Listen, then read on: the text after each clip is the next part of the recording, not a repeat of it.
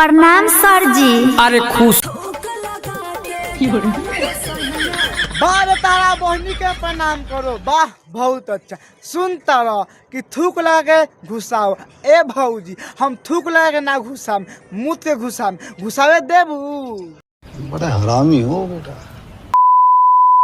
तकाल बा भाई, आज हम फिर से बात कर बनी भोजपुरी गाना के। भाई ये वीडियो में इतना गाँव फाड़ वीडियो बनल बनू कि तो देखला के बाद में बहन चलो गाँव को खून निकली। तो भाई लोग वीडियो स्टार्ट करे से पहले कान में हेडफोन लगा ले, मतलब कहीं चल पड़ी ओकर जिम्मेवारी हमार नहीं के। तो भाई लोग वीडियो बना के बस एक ही मकसद बा, एक ही मकसद होला आप सभी को दिल से हंसाने के लिए, ना किसी को दिल को ठेस पहुँचाने के लिए। तो बिना कोनो बकचोदी के आज की वीडियो स्टार्ट करते हैं। हाँ बहुत अच्छा। सुनता रहा अब चुप लगा के सहजन हाथ पैर पहनी के।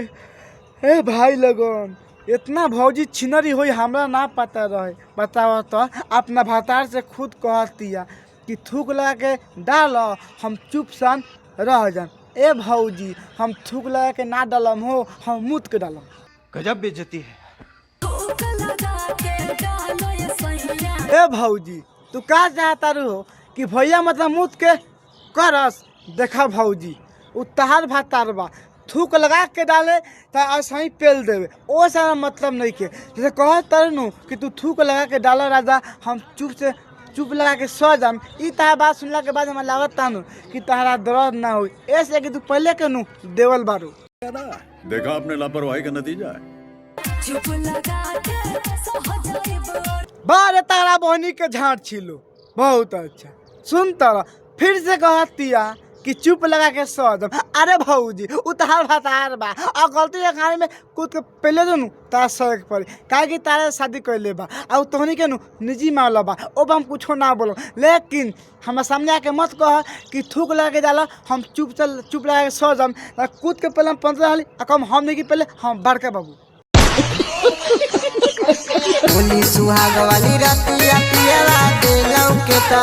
हाँ ठीक कहता रहा। सुनता रहा भाई लोगन, ये साल के जाने के बाद मतलब जाने के बाद कि भौजी के सुहाग रात के दिन का भल आ कितना सुख मिलल।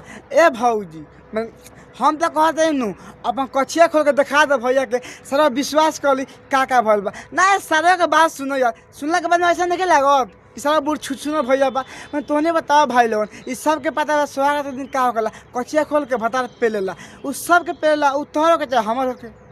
बड़ा हरामी हो बेटा।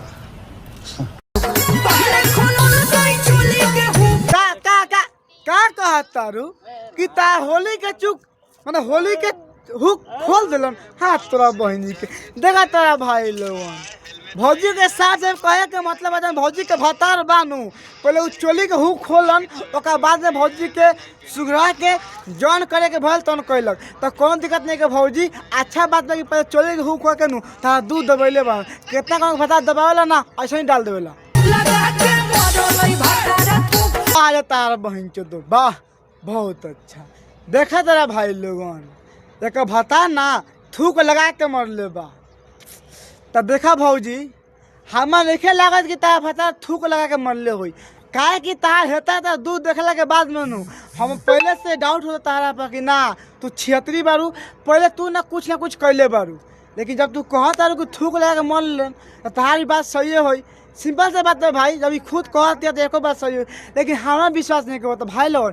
तो नहीं कमेंट में बताओ था ये बात सच बा, भौजी के पता थूक लगा के मर ले बा कि ऐसा ही डाल दे बा।